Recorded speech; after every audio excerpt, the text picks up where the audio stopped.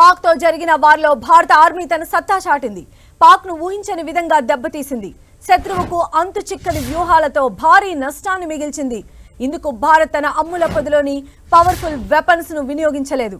Rafale లాంటి అస్త్రాలను సంధించలేదు. కేవలం medium machine guns తోనే పాక్ కు చుక్కలు చూపించింది ఇండియన్ ఆర్మీ. ఈ నెల 7వ తేదీన రాత్రి పాకిస్తాన్ భారత్ పైన 2 మోర్టార్ బాంబులు వేసేందుకు ప్రయత్నించింది. అయితే ఇండియన్ ఆర్మీ మాత్రం వాటిని సక్సెస్ఫుల్ గా తిప్పికొట్టింది.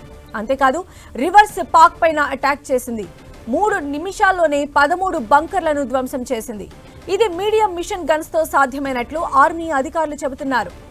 పాకిస్తాన్ సైన్యం కూడా రివెంజ్ కు ప్లాన్ చేసిన భారత ఆర్మీ వ్యూహాలతో వారి పాచిక పారలేదు. దీంతో సరిహద్దుల్లోని గ్రామాల మీద కాల్పులు జరిపింది పాక్. డ్రోన్లను కూడా ప్రయోగించింది. పాక్ వాడిన డ్రోన్లు వేరే దేశానివి కావడంతో వాటిని ఎలా ఆపరేట్ చేయాలో కూడా వారికి తెలియలేదు. అయితే ఇండియన్ ఆర్మీ మాత్రం పాక్ పంపిన డ్రోన్లను కూల్చివేసింది.